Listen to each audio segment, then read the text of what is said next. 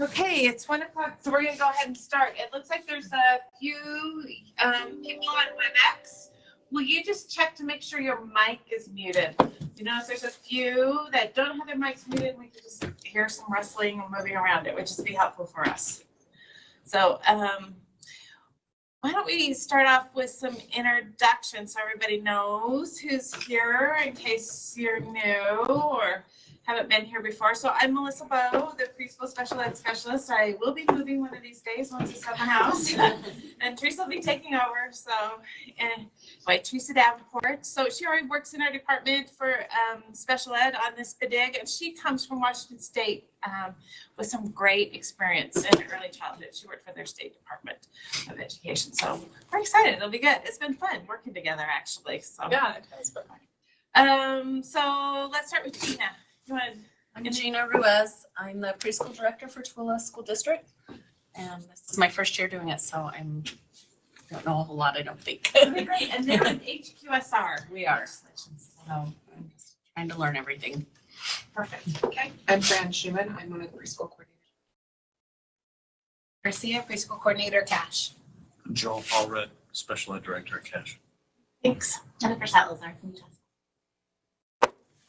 Robin Rector, Salt Lake City Schools. My name is Emily Ripko. I'm with Granite Preschool. This is Katie Gardner. She's working on her admin degree in Granite Preschool also, so we told her to come along because this is a great meeting for her to start to get her head wrapped around this. I'm Nanette Barnes. I'm the director in Granite Preschool. Great.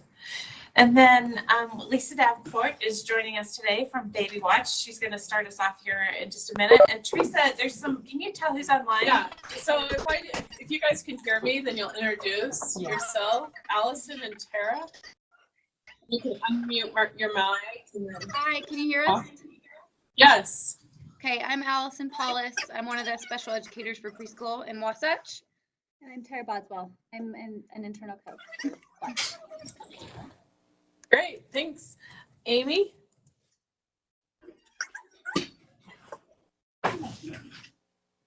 And Amy, I think you just muted. There you go. You did. Marcy Elliott from Logan is on the phone as well. Oh, thank you. So you're the phone that, well. Yep, I'm on the phone. Great. Amy, we can't hear you if you're trying to speak. It sounds like a little mouse or something. It's Amy from Davis. So, hi, Amy. Beverly? Beverly, I think you just muted it. There you go. Oh, that's weird. Weird sounds. Okay. Jeremy, see if your mic works. Or it's on our end.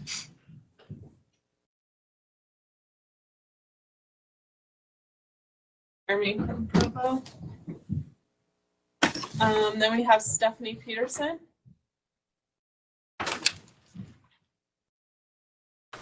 And Tony Dunn. Sorry, Tony.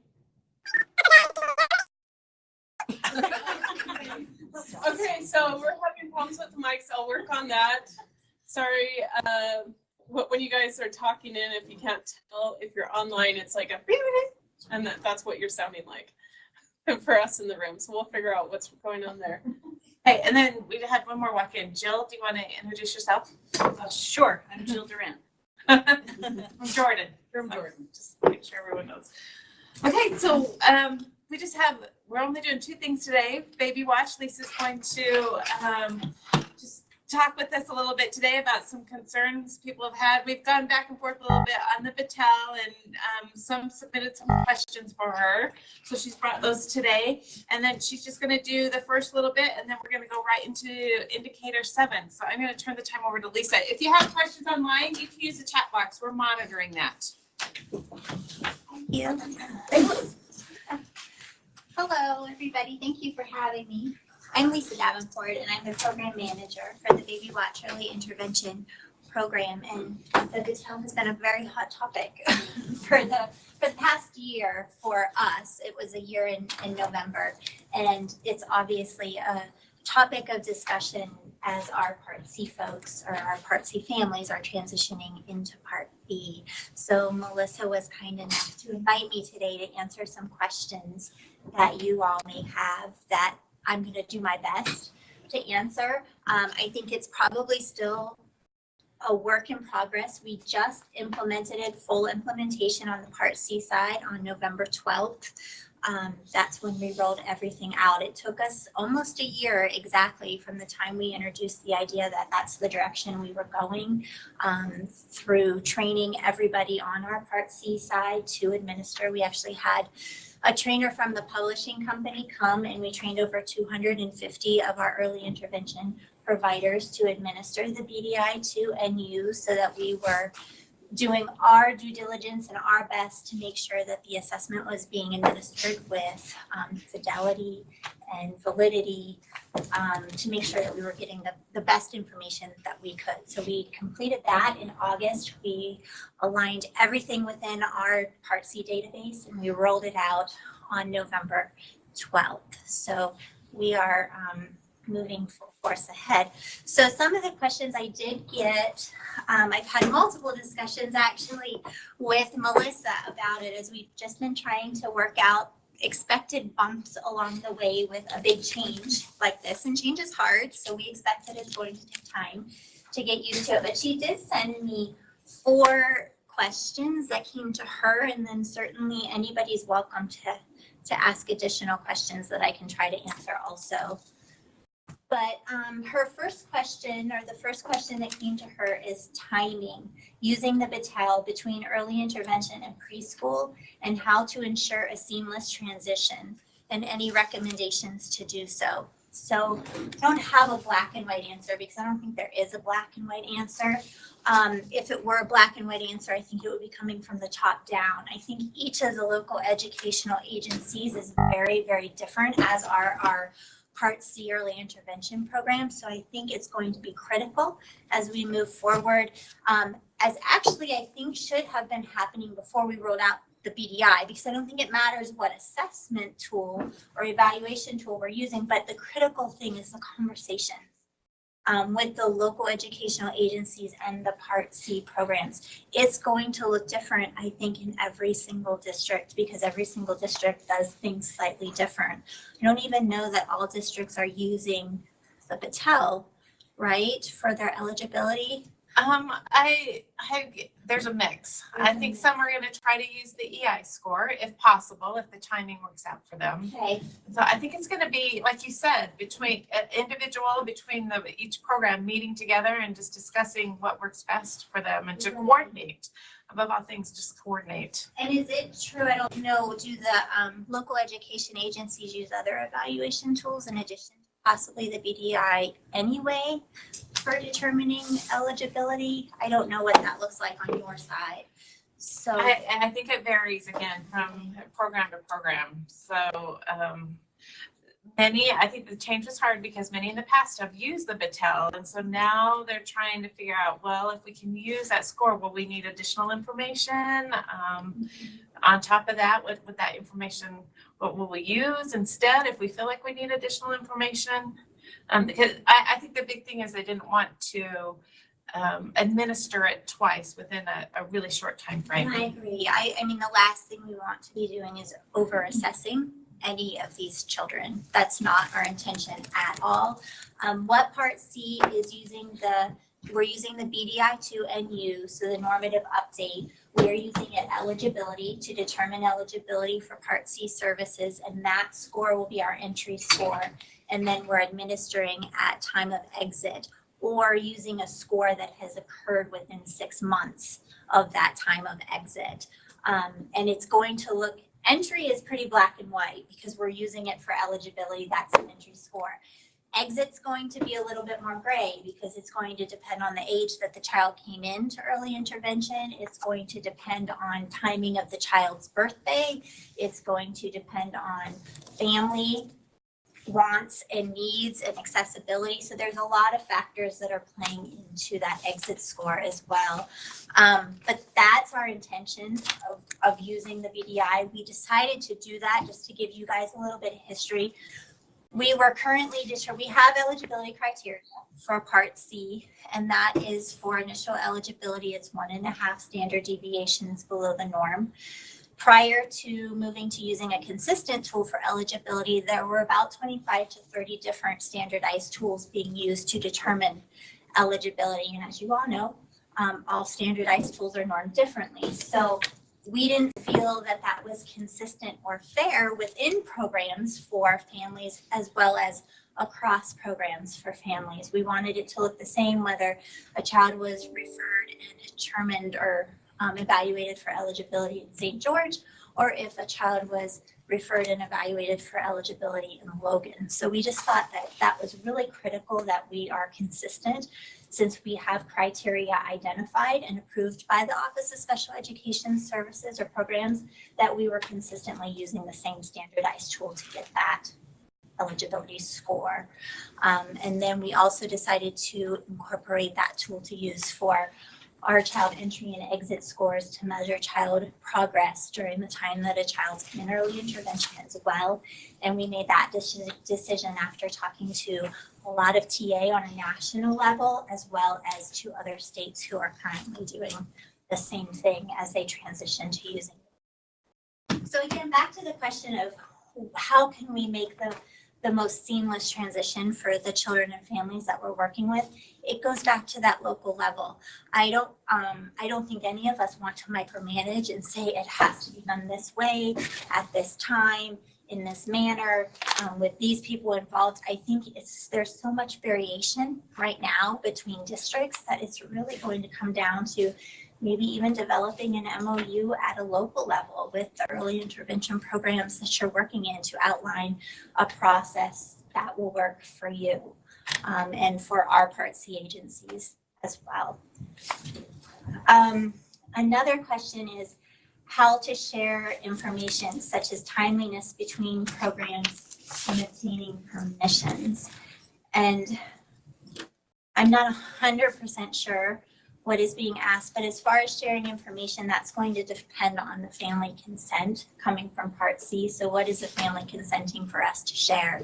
If they give us a consent to share the child record, what is currently in our MOU with the Board of Education is that we would share the IFSP and assessment information. So the fourth question is asking more specifically about medical information or PIP information.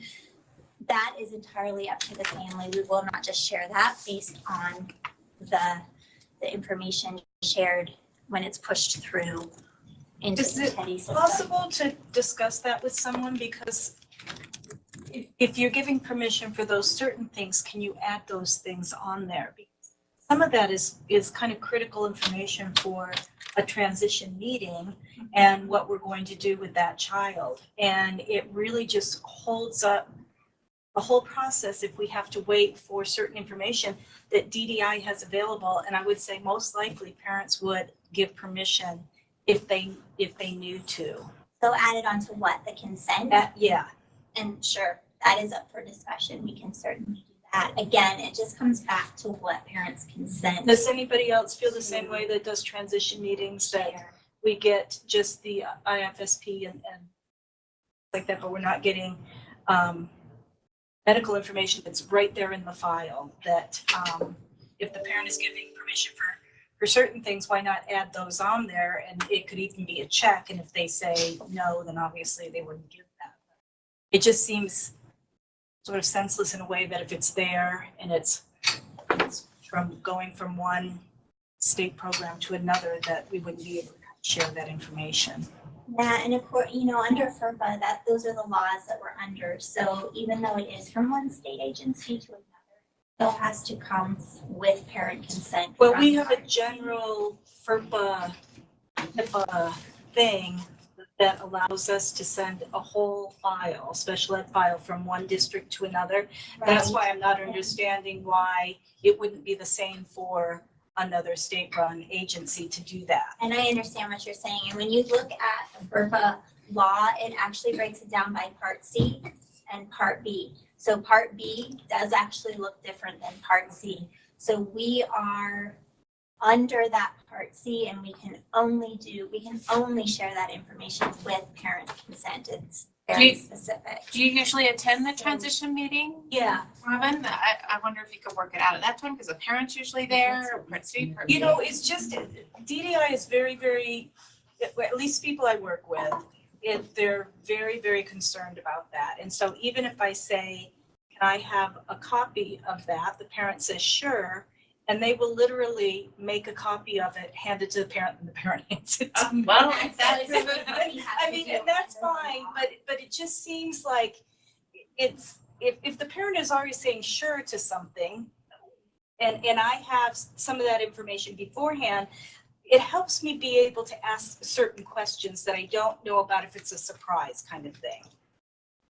So, but now I understand a little bit more that they have a different guideline. But again, if it can be taught, if it's as easy as adding those two onto the consent and having a parent check it, I would be in favor of that. Okay, and that's definitely something that we could look further into. That would be awesome. But yeah, And adding to that, Beverly put in the chat box, there's information that parents would be willing to share, but not generally shared, such as medical reports would be helpful, because it would help determine eligibility. What you were saying there. And then we had another comment from Tony, that they do not plan to use the BDI for pre-K eligibility, so they'll have to test. And he's down San Juan. So his experience is it's very poor with American Indians. and that's what he shared in earlier conversations as well. And he expressed that concern in last November. So before we decided to move forward as with any concern expressed, we tried to find responses and answers. And we asked a lot of the TAs at a national level about that concern, and they had not heard any feedback.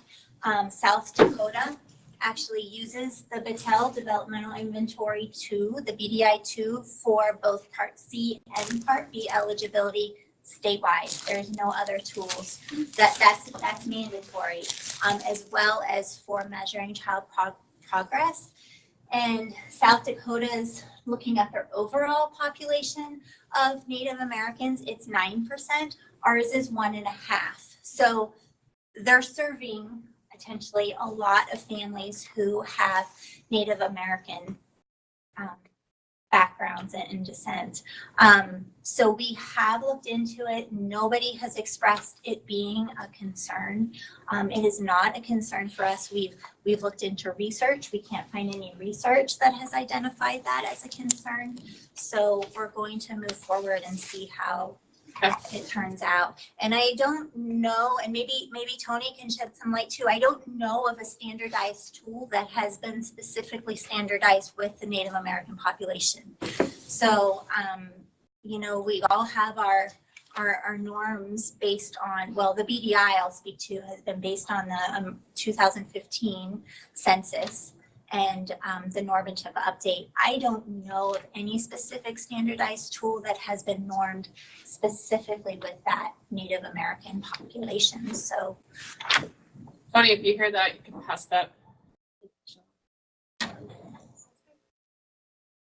And then another question, sorry, I'm like holding it out here, I can't see it. Ideas and recommendations for coordination between EI and preschool. And I think that goes back to the first question, is it's just going to need to happen on a local level. So again, those conversations, depending on, Tony just shared, they use a different school or a different tool for Part B eligibility. So it wouldn't necessarily be dependent on when we're administering the BDI in Part C. But it might look very different for another school district who is using the BDI to NU to determine eligibility. So again, those conversations I think are just going to be important to happen at the local level to figure out how these transitions can be as best as possible for everybody involved. I feel like that was really generic, but I'm not sure how to go into more detail. But certainly if anybody else has any questions that I can maybe try to tackle. I've shared this before with other groups. We did not just jump into this with 2 feet without doing our due diligence and researching it. We didn't come up with, just kind of pull straws or pull sticks to see what evaluation tool we were going to use for eligibility determination. We looked into this really, really deeply. We read a lot of research. We talked to multiple states, many of whom have been using the BDI-2 or the BDI even for many years to determine eligibility for Part C, and some of them for both Part C and Part B statewide. So we did get a lot of information and just feel like this is the best way for our Part C program in Utah to go the best direction. And change is hard. It's definitely hard. I'm sure that more questions will come up along the way, and we'll address them as they come up. But I feel really confident that this is a really positive thing for our Part C and early intervention program. And I'm always more than happy to try to answer questions possible for Part B partners as well when we make this change. So are there any other questions that I may be able to answer? Okay, well, thank you. I do have one. Okay. So when they're doing the exit BDI testing, is there a timeline of when they have to have that testing done? Because my concern was if we could get it before the transition meeting, then we could get all that information at one time and be able to move forward with the Part B testing and things like that.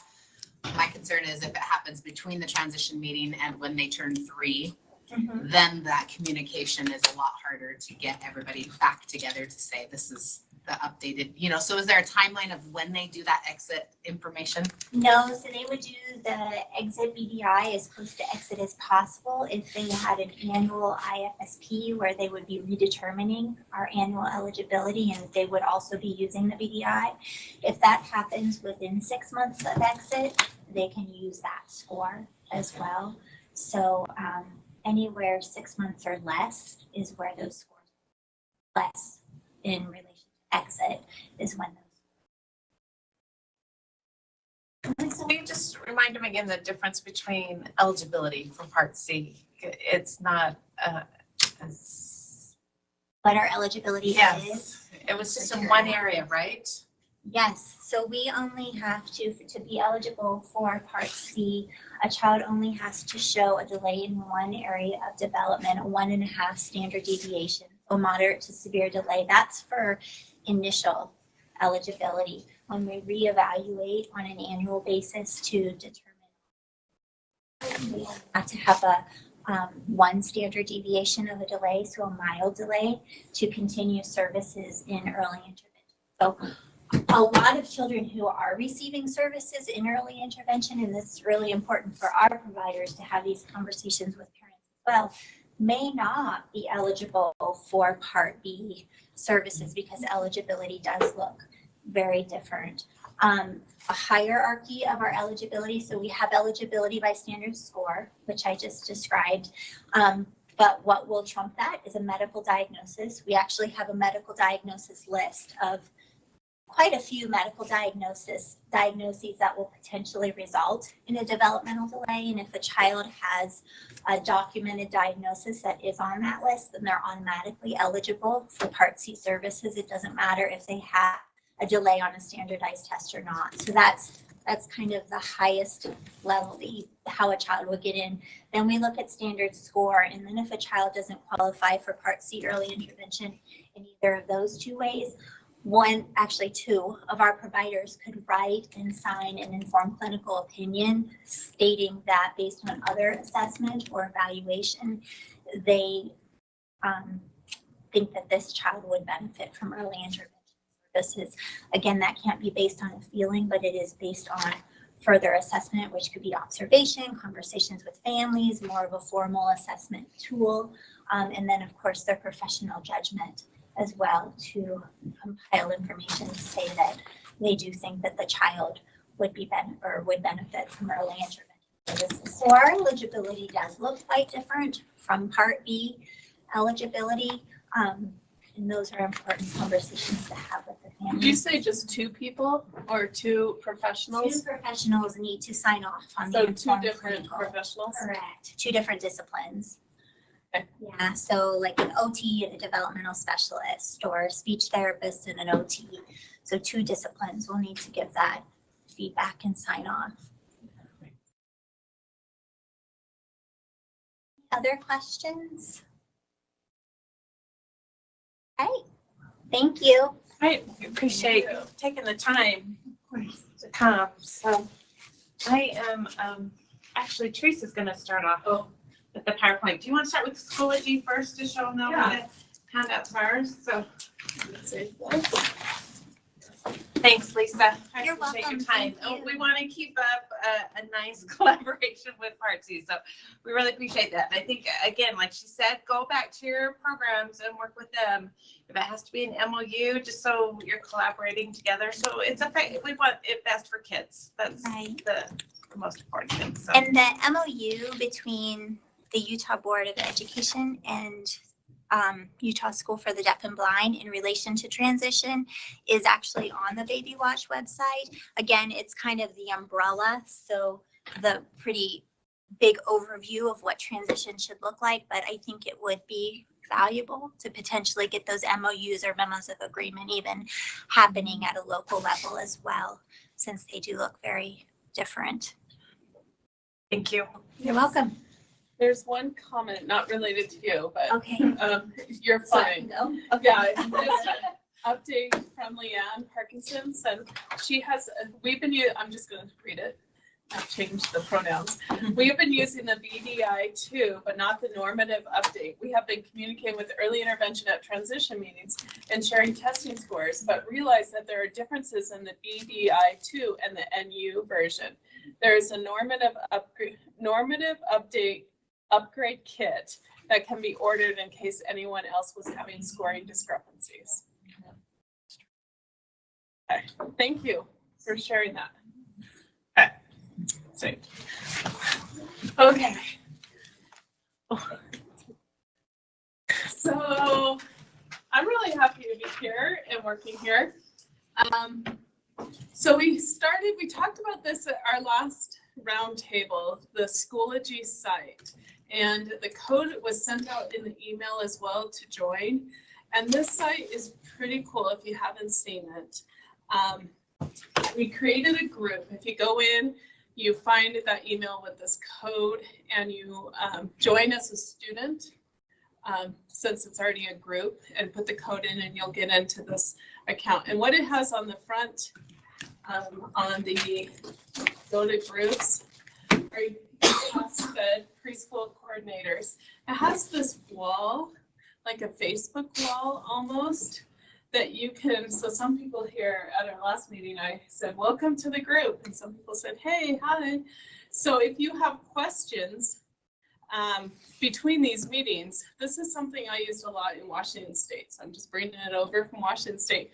But we had coordinators, because a lot of you are the only person that does what you do in your district and around early childhood.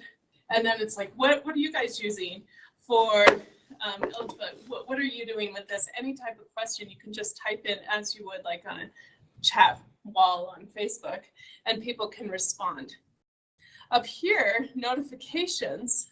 There's notifications. You can click that and say how often you want to be notified. So if you're a director and you get like, what, 1 million emails a day, probably not going to want the notifications all the emails on that. So you can just check it once in a while. If you're a coordinator and you want to know the activity and what's going on, you can set your notifications for what's going on. So it's a great tool. Right now I have the last post is the draft document of contact information for all the districts, special education preschool coordinators and directors. So if you check that, send me updates if it's not correct. We can keep that updated on here. So it has this wall. You can put a picture. I haven't done that yet for mine yet, but you can upload a picture. And then right down here, there's this menu on the left side resources, if you click on resources, we've done these folders. You can add documents to these folders, but so far, and you can add other folders if you have materials want to share with the group, if a district's doing something. So far, we just started this. We did around the indicators. So indicator 6, there are materials. Indicator 7 is what we're talking today. It's UPODs, a lot of names. COS, COS, UPODs, indicator 7, it's all the same. And then indicator 12, C to B transition. Then we have Medicaid and screening, or a couple other resources districts have. If there's resources you're not sure how to upload, you can send them to Melissa or me, and we can upload those documents into a folder. But it's where you can go for resources. So today's resources are on indicator 7 right here. And we have a bunch of information you see here. We're going to go through some of the documents on here. First one, the PowerPoint we're going to be discussing is right here on the bottom on UPODs. So any questions first before we start that PowerPoint on UPODs about Schoology? Okay. We'll get started. I think we already have it up here. So preschool indicator 7, child outcome summary, COS, and in Utah we track that with the UPOD system. So you might hear a lot of those terms when I say this indicator. It's one that is, as you know, reported. Some of this information will be, some of you have been doing this for years. This is information you've known about and have done this. But if you have tips that you, as we're talking through this, if you'll jump in and share a tip that you've done, would be helpful for districts to hear on collecting the information, analyzing the information, everything like that. So a basic overview, and then we're going to show some tools where you can evaluate your programs used on the indicator 7. So indicator 7 is a results indicator, and we're looking at 3 areas of students that enter preschool and leave preschool. Where were their skills when they entered and where they exited? So positive social emotional skills, acquisition and use of knowledge and skills, and appropriate behaviors. So we have social, emotional, knowledge, and behavior are the 3 main areas. So a background, start with a background of why we have these. I don't know about you, but we've heard often, why do we have these outcomes? No, they're so subjective. And it starts right here with the funding. This is how much OSEP gives to preschool and early intervention. So these 3 outcomes are the same that are measured in Part C, early intervention, these 3 areas. So you see how much money OSEP is giving to early programs. And so because of this, for a time it was just basic compliance. Are you checking how many students are you serving? What environments, just basic. Then we moved to, well, we're giving this much funding. We need to have some type of measure if it's helping students. And so that's why a stakeholder group was pulled together and worked to determine how to measure the effect of the funding for early education. And that was done 2004 to 2005. So a year they were gathering it, a bunch of people, families, researchers, advocates, education staff, administrators. So then came up with an outcome. So the result was the end result. The outcome is the end result. So like I said, we first were looking at compliance, and then we were moving to how students are doing. So we want to see how a family, well, for early intervention, it's family, and for preschool, how a child is doing when they started, beginning, and at the end of programming. Do they acquire new skills? And what does this look like? So then we came up with these 3 outcomes. And again, positive social emotional, knowledge and skills, and appropriate behaviors. So those are the 3 areas decided right now that we're reporting on. So you're reporting on, and then we're reporting how our state is doing. And really, our state here has amazing outcomes in these 3 areas, which is really great. But it's also hard when we show you some of the stats where we're at 90-something%, but our goal is like, what, 93 or something? So we're not maybe meeting goal, but we're still like better than most of the states. So we just have great outcomes here on this, but that is, that's what we're measuring. So in Schoology, you'll find this document. We're going to go over this a little bit as we're discussing. So one thing when we talked about what we want to do, Melissa and I both have received a lot of questions around Indicator 7 and UPODs and what does this information mean, how to improve in this area, some tools. So Melissa found this great tool, this Local Child Outcomes Measurement Self-Assessment from our ECTA Center. If you're not familiar with that center, that website, ECTA, Early Childhood Technical Assistance Center, ECTA website, tons of resources for Part C, for Part B, funding. They have a whole funding kit, but anyway, just to throw that out there, it's a great resource for early childhood special education. So this assessment, if you want to pull it up on out of Schoology, you can look through this. This is a tool we thought would be great to talk through the system level of what your district is doing around Indicator 7 and the child outcome summaries. So it has 7 components and 13 indicators. It looks kind of, I don't know the right word, burly, I guess. It looks kind of, when you first, it's a huge Excel document, and you first pull it up and it's kind of like, whoa, looks intense. But just working through that helped give a snapshot. Oh, let's go back. There we go. Just a snapshot in areas where you can look at what you're doing for Indicator 7, what training, how you can support that. So you can do the whole thing or just one component. Best practice with a group completing this, and it gives you a snapshot. So here are the areas it looks at, the outcomes. So you have the purpose, why do Indicator 7, UPODs, data, why gather that? And then these other areas we're going to go through. So data collection, analysis, reporting, using data, evaluation, and cross-system coordination. So the highlighted, those are the components, and then you have the indicators under those. So when you're going through this, you rate as a team, sit as a team, and rate each element. If you have it in place, and it's a 1 to 4 scale, in place or not.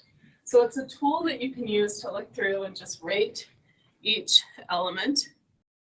And then overall, we'll determine on a scale 1 to 7, which is what the child outcome summary is, also a scale 1 to 7. Just thought that was creative. But scale of 1 to 7 in each area, how you're doing in that indicator. So it can be an area of set some goals. So we're going to just look at the first 3 here, just an overview. Feel free to pull it up.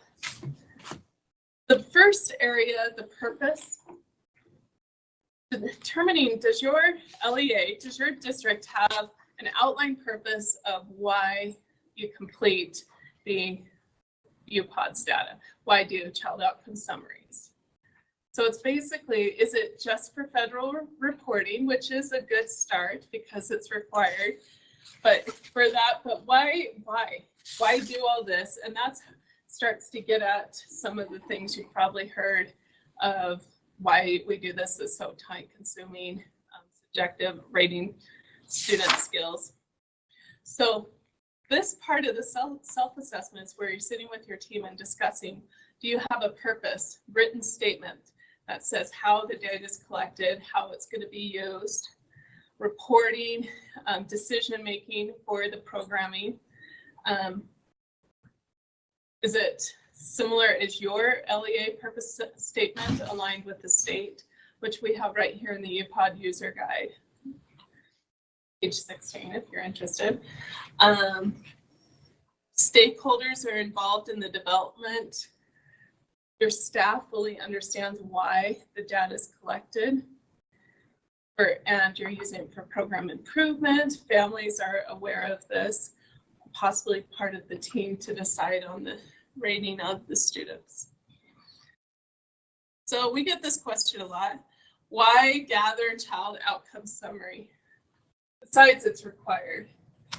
But to identify, we're hoping this is outcomes to look at. It's not just for federal reporting.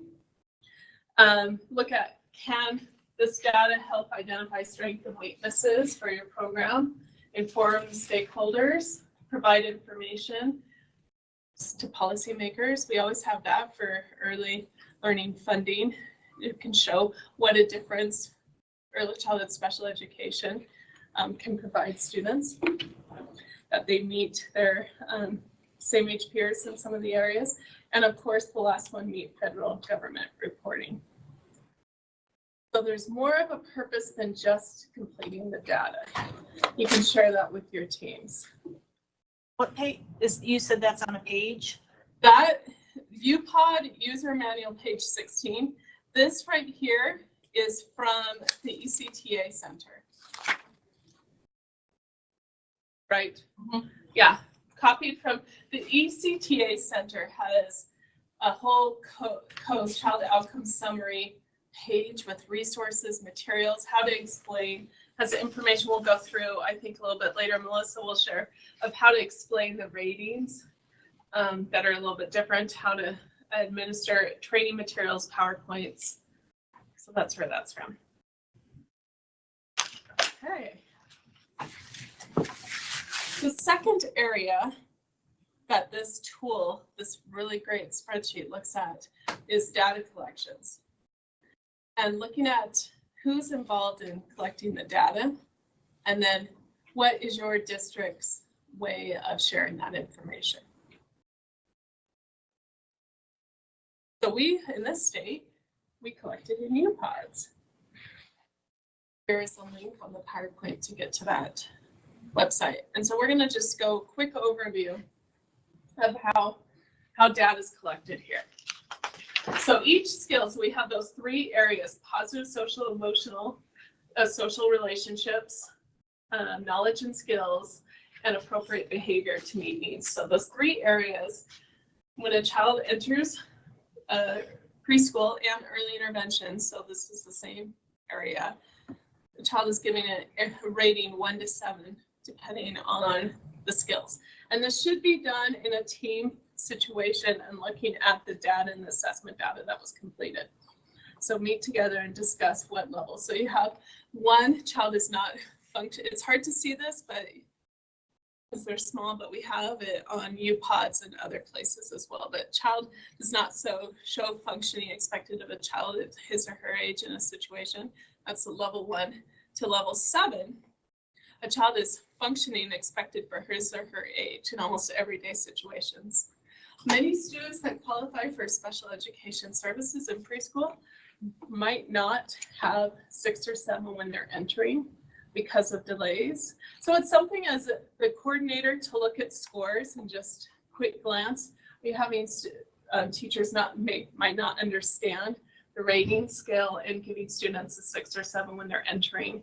There might be data to back them. It's not saying they shouldn't, but just like you have those checks where you're just looking through the data to see where the scores are, or all students had a 1, which isn't really either. So just to look at scores in the data, see where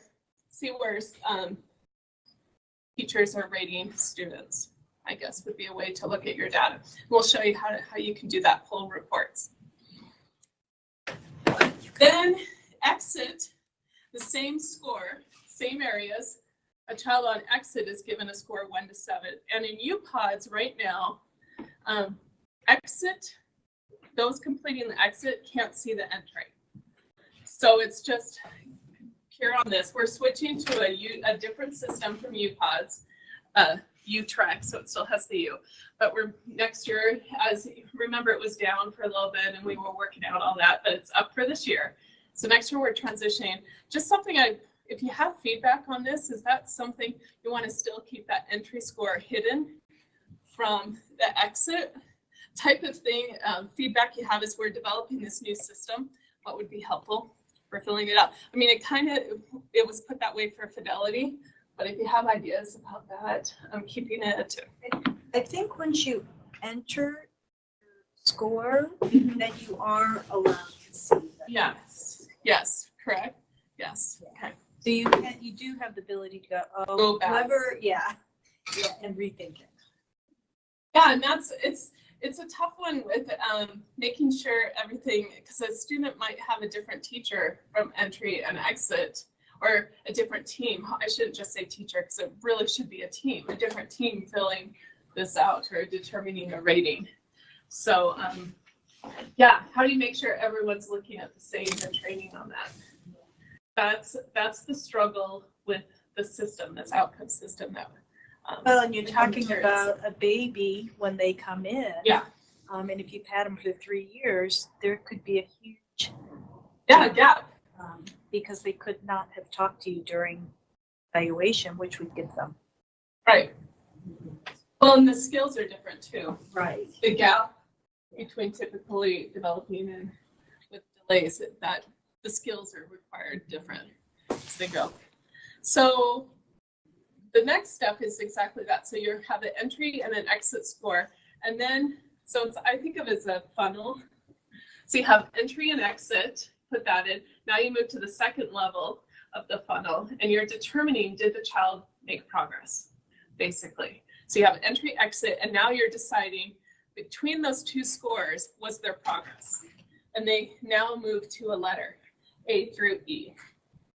So you'll see if there was an entry score of, let's say, 5. Now, if you saw this pulled up in a class and every student had an entry score of 5, that might be something you want to talk with the team that's completing this. But this is an example, but a way to look at your data just to see if it's accurate.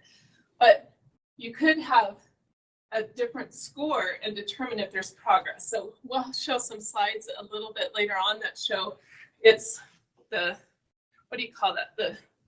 On a graph, the scope, is that the right word?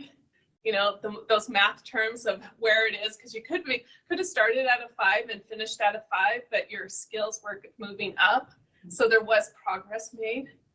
So it's one of those like tricky, there's some great graphs where Melissa will show in a little bit to go in more detail, but some great tools on the ECTA Center to determine that.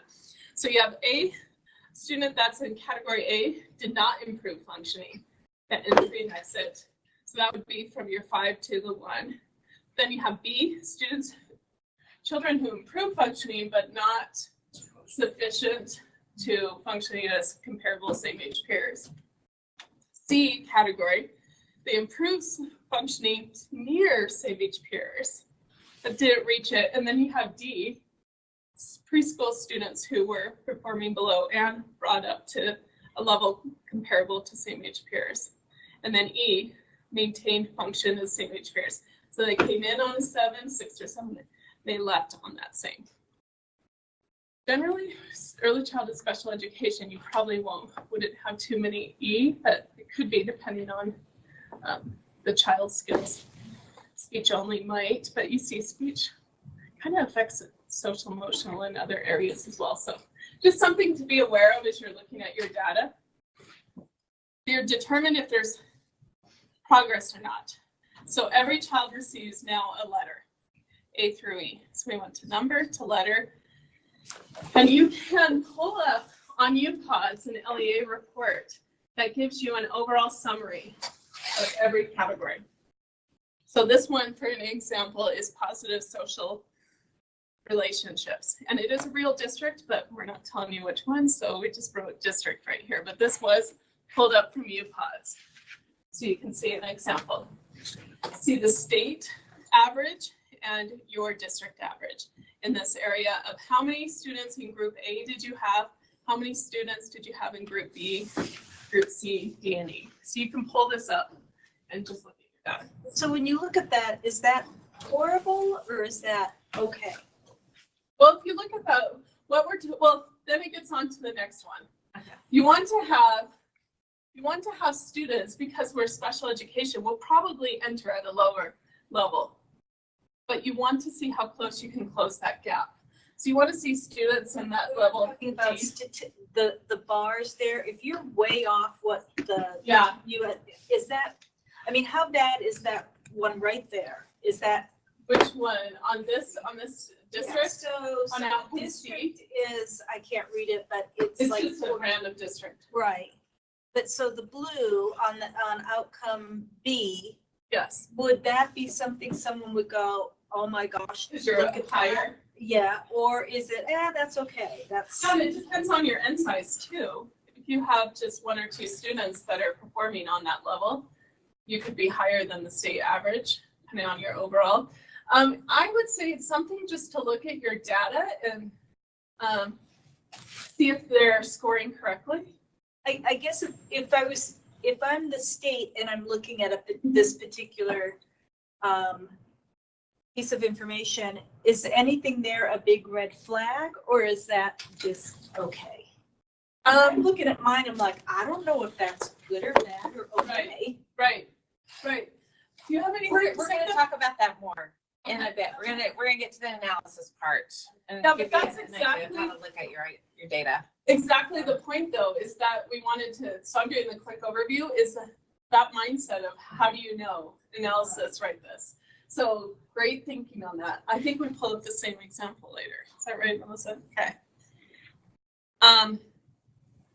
Because I'd say this is important, because this next screen, the summary statements, are where it really gets critical. This is what's reported to OSEP. So again, that funnel, you have 1 to 7, then A through E, and then this last one, we get to do some math, which is super fun.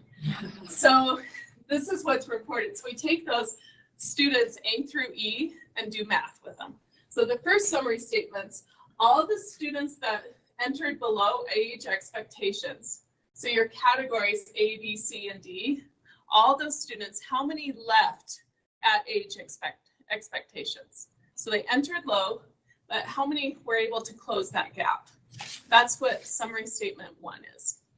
So you're taking how many, so the denominators, how many A, B, C, D students you had that were performing below same age peers, and you're dividing C and D, those that left at same age peers. So we're just wanting to find out your percentage of students that started below and left with skills comparable to same age peers. You can see how that would be important to report to show what your program is doing and what our state is doing. Then we have summary statement 2, students that were performing with all students. So all the students, A through E, even those students that were entered at age expectations, how many left within age expectations when they left the program? So those are your D and E. So your D and E students, I'll go back to the slide. Your D and E improved comparable same age peers and that are functioning as same age peers. How many students left? So you have the first summary statement 1 are almost at C and D, and your summary statement 2 are D and E. Is that clear? We'll go through some examples a little bit here, but we're looking at how is special education preschool supporting students in closing the gap. I don't know if anybody else had this problem, but when this first came out, I am old, as you can see. When it first came out, we learned it the wrong way. It was how much growth the child made. They sort of didn't put in the part where we were trying to close the gap. and make sure that you're just looking at how closely they are to their same age peers. And so I don't know if anybody else still has that problem, but I have to chronically tell myself, this kid may have made growth, but he is not, you know, how close is he to same age peers? So that same age peer thing is really important to know. It's not how much growth the child actually made for himself. It's based on how close he is to the same age peer. Yeah, good point. Good point to emphasize that. And also, if you think of your teams completing this, how many of your teams have experience with same age peers, or have that you have someone on your team that can support that? Many of you have inclusive settings, which help with that. That is something to look at. That's why it's a team approach rather than just one teacher completing it. So on that example, on your graph right there where this came in is, no, or your graph right here, sorry. Where they enter at a 5, they exit at a 2. Did they make progress? Yes. Is that saying because because we're looking at the age of the child? It could these were the skills expected at 3 when they came in, and this is where we're expecting now at 5. Right. And he still actually stayed, he made progress, but he's still way down here. Right. Is that right? Yes, it could be. And so there's some, later on here, we're going to show you some graphs, and you can get, there's a great training PowerPoint video on ECTA Center on this, and they show the graphs, because it's kind of a, I wish I knew my math terms, where it kind of slopes up. And so if you're scoring here and then a 2, but it's actually a 2 when they're actually higher on the slope because there were more skills, then they would have made progress. So, but they do this like color coordinated. That's kind of a perfect example of a kid that showed progress. Yeah. But really is not much closer to his same age peers. Yeah, that's a good example of exactly, good example. So that's why you're getting that letter, and then you go to the summary and look at how many are closing, they are close to same age peers, and how many are the same age peers at the skills. Yeah, it can get a little confusing, so that's why we're going through this, and it's the same. I think that's why it's good not to be able to see the entries. Yeah, because everyone learned it that way, right? And everybody's like, I'm going to be dinged if I don't show progress. We came in at a 5. I'm going to put him out at a 6. But then we say, is he high up here? Well, no, he's still down here, but they don't want to do that. Well, you'll see that. And that's what we're talking about, analyzing your scores, your exit scores. Are all your students exiting at a 6 or a 7? Is that accurate for special education? It should be. So that's why I think the benefit of not seeing the entry score. Yeah. I mean, I like being able to. I don't want anyone else. Yeah, but I like looking at it afterwards, because again, it's one person filling it out, and again, it's like you said, it's really subjective, and so I think it helps to be able to see, build it out. If someone else filled it out originally, it's good to be able to not see it initially, but afterwards, so you can go back and either rethink what you just put, because it's it's just a weird way to show. It's not excellent, but it's the best we all. So that's why we have suggested in I believe on that big spreadsheet that you can look at your systems is how you're training people to complete this, but then also how are they completing? Are they using? Is it just one person sitting with what data to complete this, or are they seeking information from other people? Is there a team approach? Well, ideally, it's supposed to be a team approach. Realistically, it's not. Well, I think sometimes, and it shouldn't be that way, but that is really. I mean, it could be one of the issues if your data's. That could be. You have data from a lot of different people. Yeah, You've got input from but it may not be people. 4 of you sitting there discussing this. Right.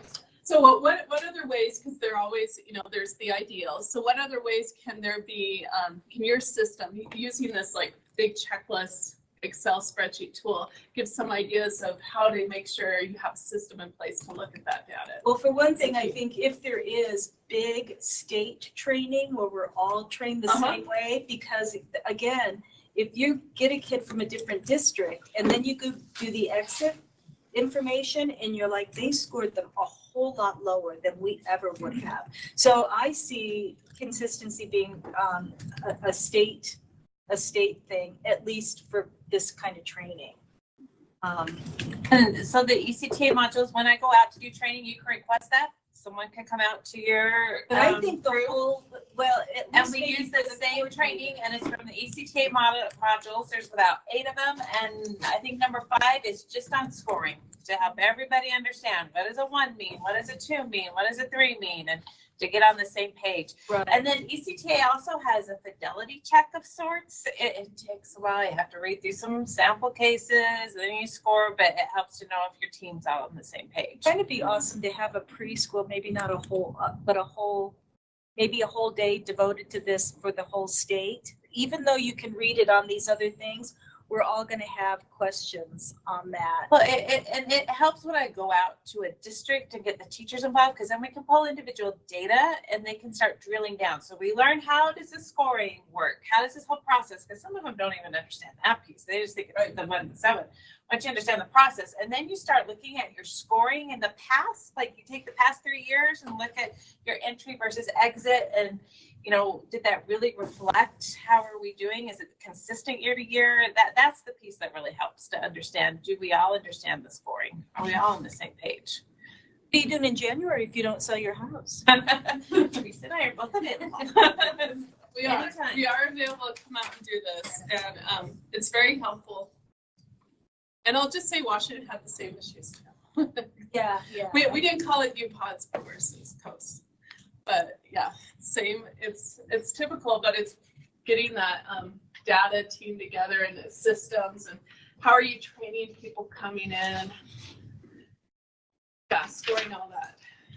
Okay, so this is just the slide.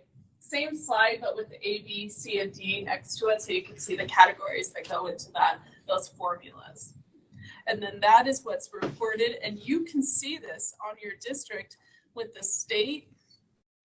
So here's an example of summary statement 2, and you see our targets for our state are in green in the 3 areas. And so we have very high targets in the state. We started doing really well, and each year these are set by OSEP and to improve. So we do have high targets. And then was the target met or not? So you'll see that districts have targets. So targets are in green, USBE, the state average is blue, and this district is in orange. And you can pull this and look at your summary statement 1 and 2. So summary statement 1, how many students entered below age expectations and are leaving closer to students typical. So I'm sorry. No, you're Back fine. to my question. So when it says state target met, no, and district target met, no, is that where we go, what am I doing wrong? Or is it just, Or is it, you get into some data analysis, because like she said, our targets are so high. And I think we're going to relook at those in a few years. But that's when you start comparing to the state average and the national average. You can go on the ECTA website, and we have those too. They put out a national report. We actually do better than the nation average. Call you so I can sleep better at night after because I don't know what that means. Like, So it doesn't sound nice. If you get your RDA letter, that you didn't meet target, that's when you start digging down into your data. How do we compare as a state? How do we compare nationally? And So you wait for the letter. Well, it's still going to say Or you you didn't- could. it's still going to say you didn't meet it. It's not going to say you're still doing a great job. It's just going to say you didn't meet Just it. like yes or no, and that's what we're reporting to OSEP as well. No, usually is it indicate summer statement 1. We usually don't make target. that's the one that's that high. But the other one is The other 2, summary statement 2, we do. Right? Is that what it was? So it's just reported. It's it's basically to look at your systems, the data analysis. And that's where Melissa's going to go through some of that. I think that's right. You're next. Analysis. Yeah. Okay, so that's a quick overview. Now So what to do with it. We just want to give you an idea of how we achieve that score and what's reported to OSEP. So now do a little analysis of yourself and how you're doing as a program. So these are some of the elements that they look for in the self-assessment, that you routinely check the completeness and accuracy of your data. You have evidence that the data is accurate. You implement a plan for reducing missing and incomplete data. So we'll review some of the ways that you can do this in the following slides. And we're going to talk about levels of missing or incomplete data, or less than 5% of cases, coming towards the end here. That's important because in this last review, at UPODs last summer when I started reviewing, there's a lot of 6, 7, and 8-year-olds in there that hadn't been exited. And so people need to stay, your teachers need to stay on top of that. And that's one of your jobs. You can go into UPODs and see how many kids are above age 6 and address that as soon as you see it. The data are representative of the children served in the program. So to look at your completeness, when you go into UPODs, you can click on each individual student and go in. So you click on the student to enter their data, and it'll tell you right at the top what is missing. So this one in bold, it says you need to complete items 13B, the exit data, 13C, and 13D. That's one way to check for completeness of data.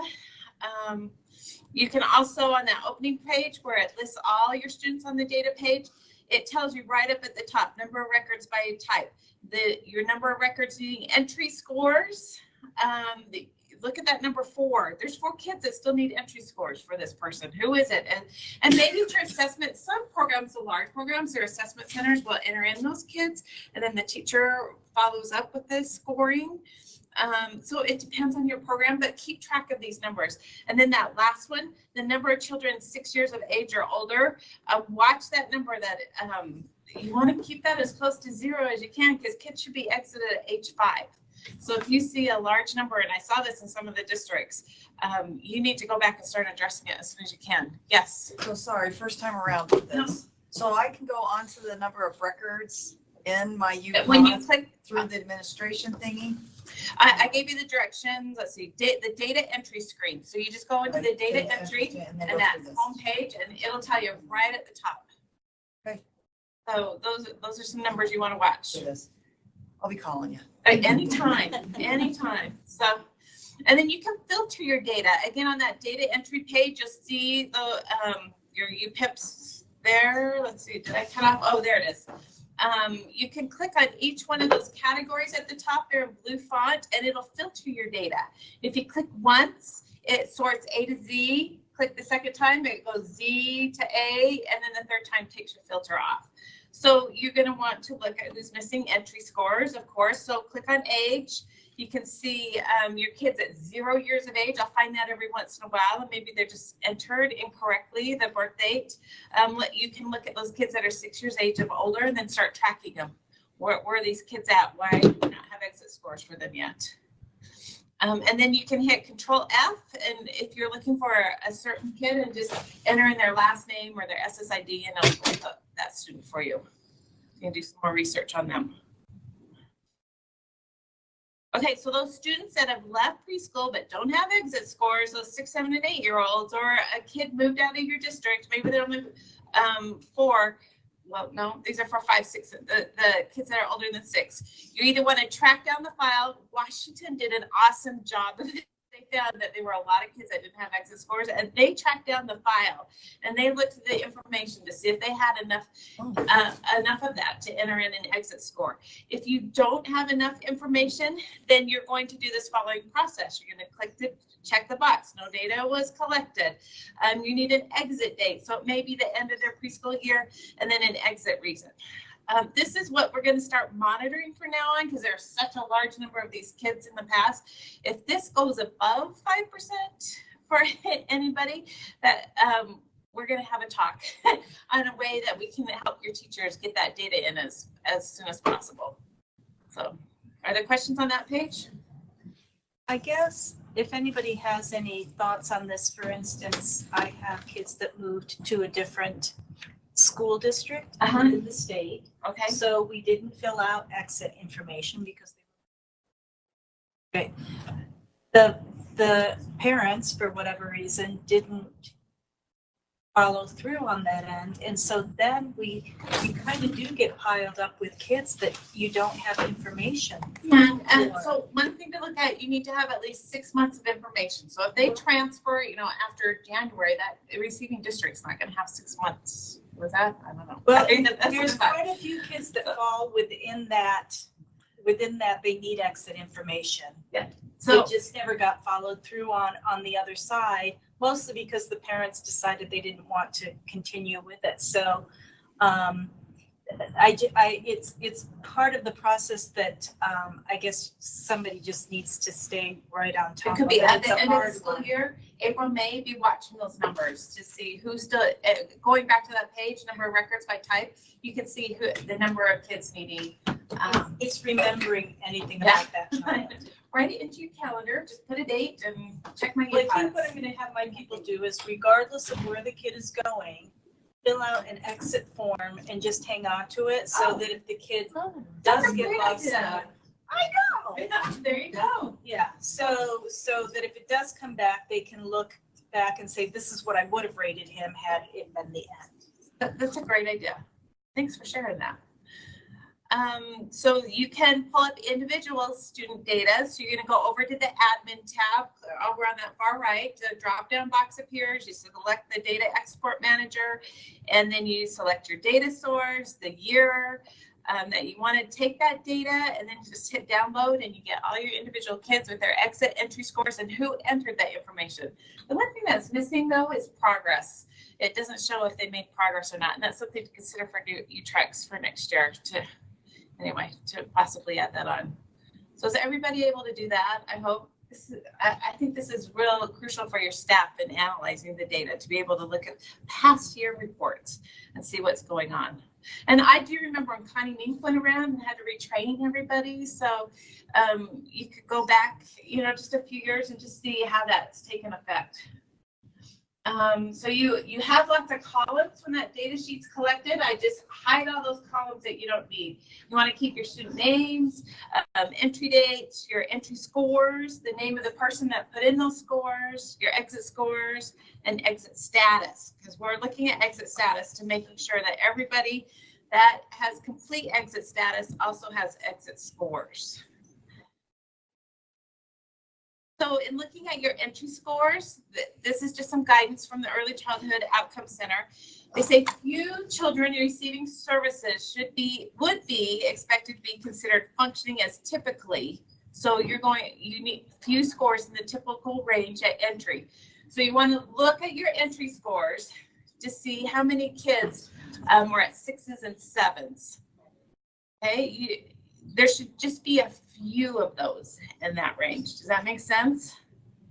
You're providing extra support for them to be successful in school. So they're usually coming in below 6s and 7s. Functioning of one outcome area will be related to functioning in the other outcome areas. So a red flag is if they're all 6s and 7s at entry, or if there's just one outcome area that they're low in and the other two are high.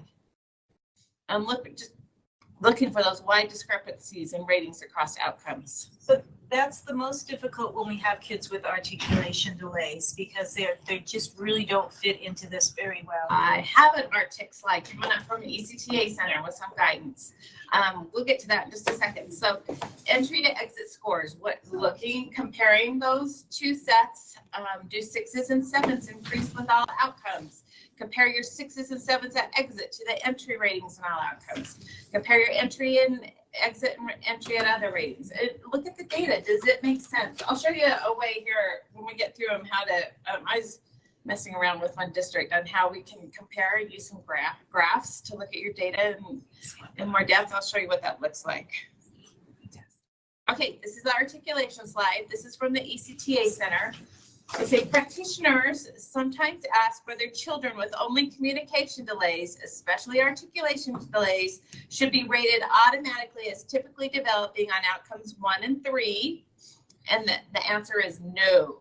The team needs to consider how the child's communication, including articulation, is affecting the child's functioning in all 3 outcome areas.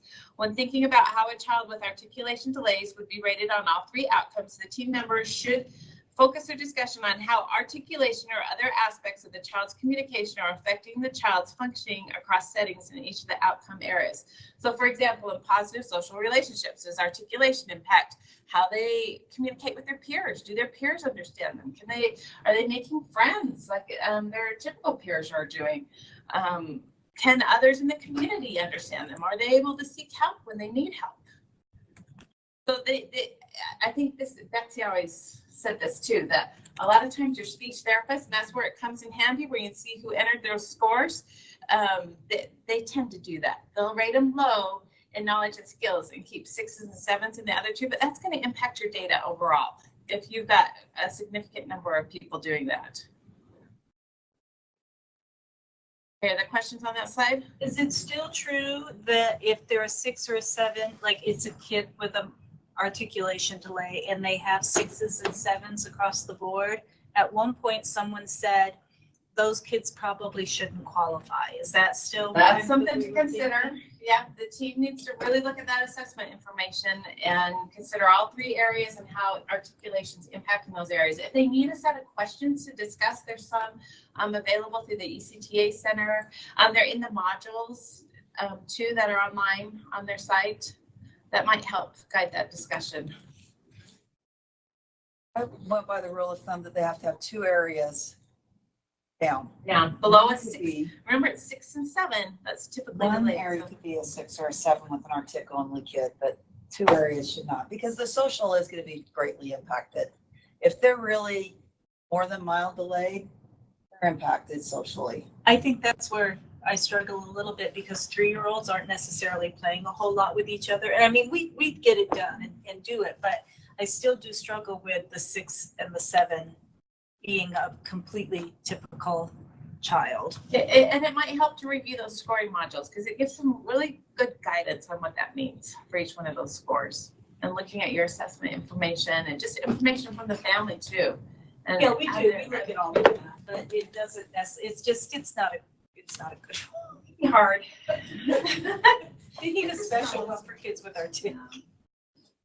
Oh, there's also this sheet is in the Scholastic folders. I'm looking for impossible combinations, and just the top row, it says if the entry rating is a 7 or 6 and they exit at a 7 or 6, and the progress question is a no, that would be an impossible, and it just gives the reason why. So that's something you could look at. Although we don't know what the progress is at this time on those individual sheets we pull, but we will in U-Tricks, possibly, hopefully. Another thing you can look at is your program-wide summary. That's in the LEA reports that Teresa was showing you earlier, and you can just hit Control-P and print out that whole report to look at. Just remembering your outcome categories. These are just some brief descriptions. So A, those kids that didn't improve functioning, they didn't make progress and had a decrease from entry to exit. Those are usually your A kids when you're looking at your entry and exit scores.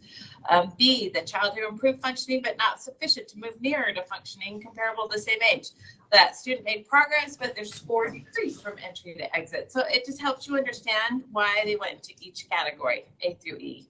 Just a brief description there.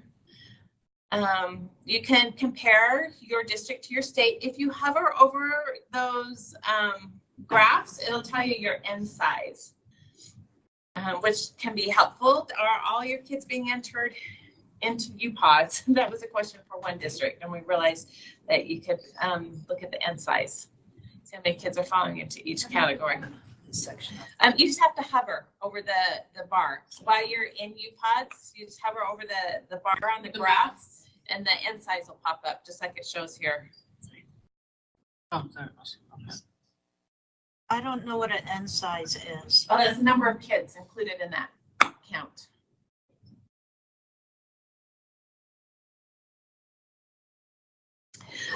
So just some other questions to consider. Does your program have a high percentage of E's? Is there a difference in percentage of E's between outcomes? Is there a difference in the percentage of D's between outcomes? Remember, your outcomes are usually pretty much close together. Usually, it depends on the student. Is there another score category that's high? Maybe it's your percentage of B's. Does your program have missing data? And what, and just, why is that? Why, if you see that high percentage, why is that? Do we have, if you have a lot of severe students and you're a small district, that's going to impact your score overall. So, look at your E's. Do you have records with 6s and 7s at entry and exit in 2 or more outcomes? Look at your A's. Is the progress question correct? Look at your B's. Does the written summary support a rating that has stayed the same? Look at records with progress. Is the progress question blank or is it a data entry issue? Look at your impossibles. Was the question understood? And then again, look at your missing records. Just some things to look at as you analyze your data. I know those are a lot of questions, but that may help just to understand more what's going on. Okay, and then you're looking at your summary statements. For one, remember that's the students increasing their rate of progress. So a score of 6 or 7 is comparable to typical peers. Entry at 6 and 7 and exit at 6 and 7 receives a rating category of E, which isn't included in that numerator. So if your speech people are rating at least 2 of those areas in 6 and 7s and exiting them at 6 and 7s, they're not getting pulled in the summary statement 1, and it may be pulling your data down. And that's just what C and D look like. Teresa was talking about the graphs that show you kind of visually what it looks like for the student in category C. He entered at 3 and he exited at the 4. He improved functioning to a level nearer to same age peers, but did not reach that age level expectations, but he still increased his rate of progress. And then D, that student, they reached the 6 or the 7. They entered below 6 and 7 and they exited above 6 and 7. That's for summary statement 1. All those kids get pulled into that formula. And then for summary statement 2, that's those kids that exit at a 6 and 7 basically. And that's when you look at the number. You may have a significant number of students with significant disabilities that may be impacting your data. It's okay. You need to report your data as it is, but it just helps you understand why that may be pulling that down. And so the kids pulled into this formula are the D and E, those kids that are exiting at a 6 and 7. They come in below a 6 and 7, exit at a 6 and 7, or they come in about a 6 and they leave at a 7. They maintained functioning at a level comparable to same age peers. Yes. My whole problem with this whole deal is that if we're really truly serving special ed kids, they're never going to get to a 7. Those are your high risk kids that you're testing here and serving, and they would have with stimulation gotten there anyway. So all of our scores should be 1, 2, 3, or 4, and not making that really much. Low. One's really low, but that's your special ed lifer. Those are the severe kids, and But so that helps. You know, those are those kids you're going to see forever. But those kids that are coming in that are making from 3s to 7s, are we really identifying special ed kids at that level? There are some kids, and it may be the speech kids. That's when it helps to understand who's pulled into this formula for summary statement 2. If you're not hitting target, that's when you start drilling down and looking, why is that? Do we have a significant number of severe students this year?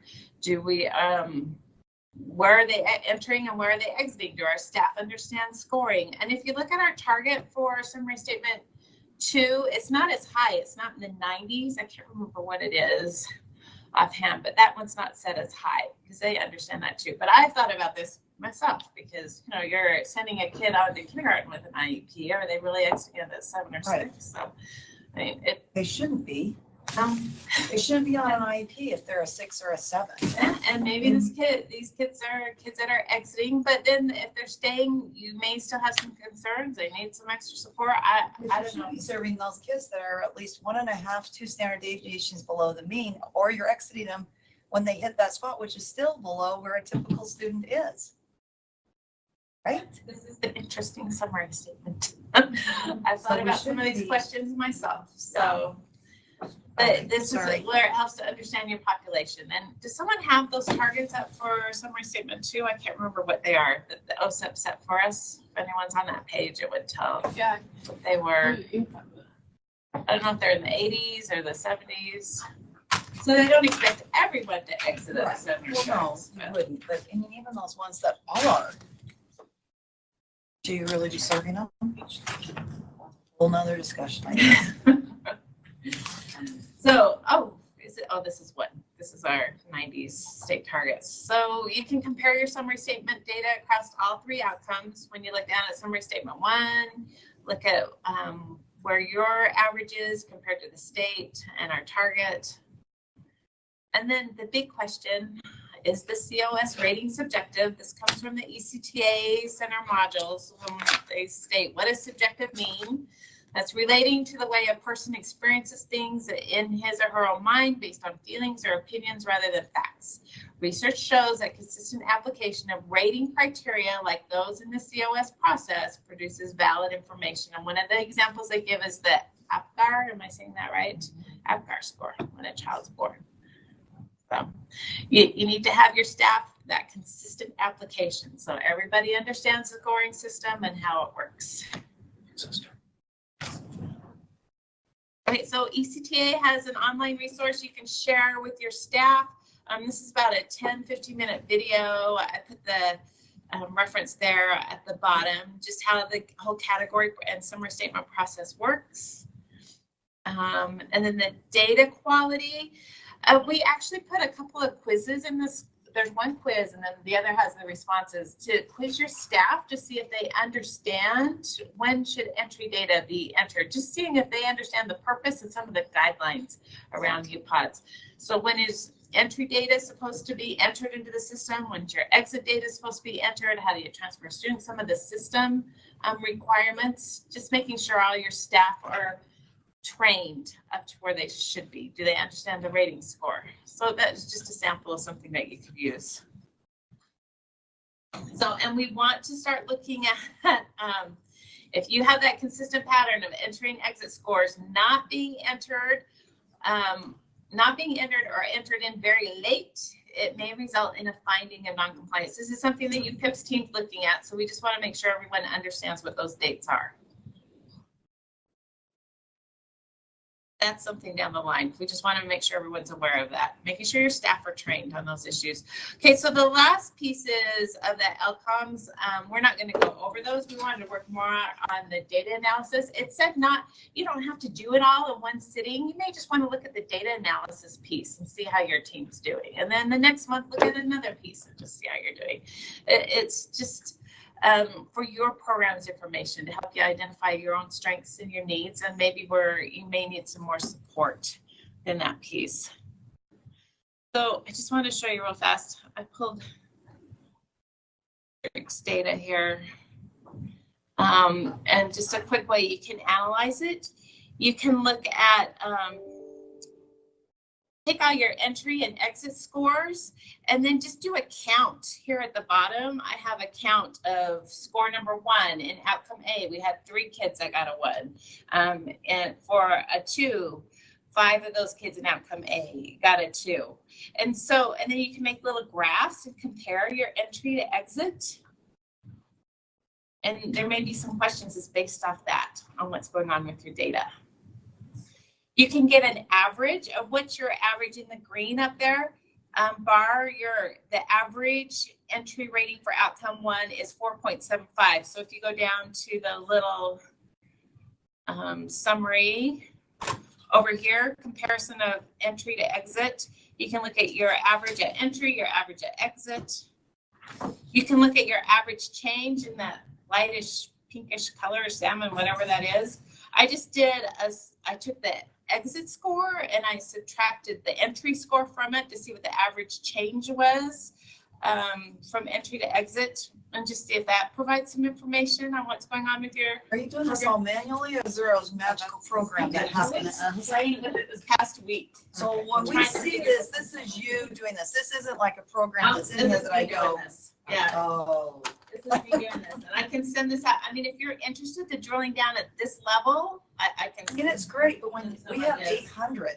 Yep. So that's a lot of manual. Once I got it down, it's pretty easy, and we could do a session on how to do this. So, and I also looked at like how many incomplete, did I not get exit scores, but they exited them. So those highlighted in yellow, they said that the exit status is complete, but there's no exit scores because they didn't have information. It was a 6, 7, or 8-year-old kid.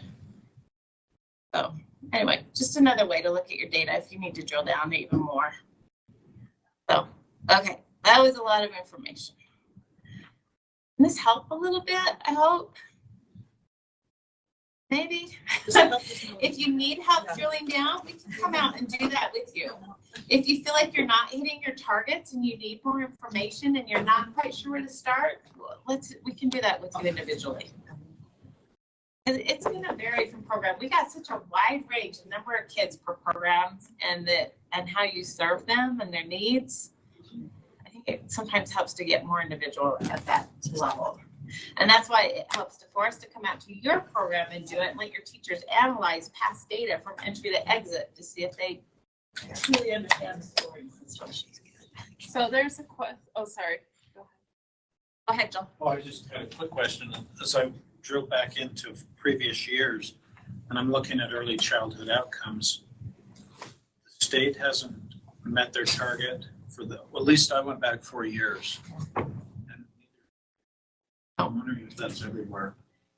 There are some that I actually question that they hit 100%, and that's a red flag. If you're getting 100% in summary statement 1, why is that? Do your teachers understand the scoring? So OSEP, supposedly they set those scores for like 5 years, our targets, and we're coming up pretty quick to have a review of those targets and reset them, and it's a big stakeholder process. At the local level is involved too.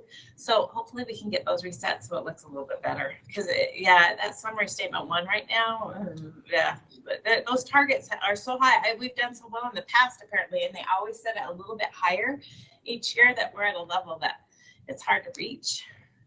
But if you can compare your data to the state, and like, don't you need to do a response to the RDA letter usually?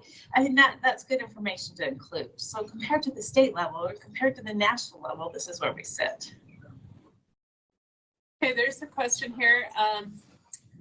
You just answered, how are the state targets set? How can you export the data in order to analyze like you did? And then someone said, I love your drilling down chart, or Leanne said this, I love your drilling down charts. I wish there was a template for that we could put in our numbers and have it calculate. That would be helpful. This has been helpful today. So, I need to go back and look at when we originally went to paper and I sent out an Excel file from ECTA Center that you loaded your scores in individually. I think some of those tabs help do that, but I went to the DAISY conference last August when they started having us do some of this. I just barely learned how to do it. I finally had some time to sit down and mess around with how we could do that at a state level, but we can work on something like that. So get a template out to make it easier for you guys to analyze it, or just some ways to do it. Is there going to be any group input on the new system that we're going to be doing? Yes, we will have a stakeholder group. So we're still working on the initial steps. So yes, and but how definitely. Did we decide on that program versus this one? And when? How did we decide on the new tracks? They're trying to get all student information in the one system because data confidentiality is very important here to the board. And so trying to keep everything in one spot would be the easiest, I guess. I hope I'm explaining that right. So, and UTrex is a system currently in place. And we've met, did some initial talks of what we want the system to do, but we'd like to refine it too, to include like the progress summary. So you can see that when you pull out the individual reports. That Was UTrex going to look like this, or what? Is it like completely different? We're not at that stage yet. So is it really going to be in place by the end of the school year, or are we going to have another keep the paper just in case, because timelines we're just never sure of. So I would try to keep that paper system in place just for a backup for yourself. And Davis, Amy Garlick, when I went to them, they said, oh, we're already doing that. We've always kept that for a backup. And that's the way their teachers check out at the end of the year is they turn that in and say, yes, I entered in my exit scores. So.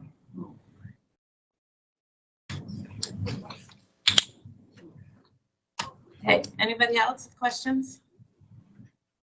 Okay, well, if you probably have more on the way home, I should think about this and talk about it. I hope it was helpful today. Next time, would you like to do another indicator? Because the data drill downs are coming, and sometimes like indicator 6 is the environments, and that helps to understand the other location, and the kindergartners are pulled into that. Would you like to go into that next time? Okay, so you can do that. Hey, listen, here's a dumb question. You No, gotta tell me I didn't know that's this. dumb. But, so when you just said we're coming up to another, what did you? Data drill downs, that'll So be what does statewide. that mean to me? In February, everybody gets their data for all the indicators, Okay. and they go out. Do they come personally to our school? and No, talk they'll to us, set or is it like- locations. Like last year, we went up to Cache and we met somewhere there, and they invited Logan and Cache, anybody in that area, to come and review their data. And that's all the indicators. It's not, there's preschool, but there's 17 indicators, and 3 of those are preschool. So it might help before you go to those data drill downs to understand what's going on with the data. I found that out So last like a year. I was report still, that's given to me that says you didn't do enough or you did too much, or what? Is that what it's gonna tell me too? yeah, Like you you'll don't have get the enough data RDA. entered? And Joel, you're probably more familiar with this. Do you get the RDA letter before those data drill downs? We get the RDA letter, and then what you do is you print out your stuff, or they'll help you print it out. Okay. And then you can look at it and they talk about it.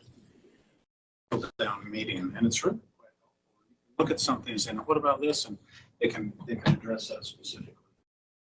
So if we're completely doing something wrong, since this is new to me, they'll tell me. Well, you get your data ahead of time, so you can go with questions. Like I pulled Melissa and I was like, all right, explain this to me. And I just kind of went through So it. January 15th, are you free? Tree's gonna be here for sure. Come to my school and talk to me. So my house. Right. Anyway. Okay, so we're gonna call it good. We recorded this session. Jerry recorded it. We'll send out the recording if you want to go back over and review it. And of course, we're available to come meet with you individually. It helps to drill down even more. I think we're coming out to you. There's 2. Awesome. Yeah, testing team.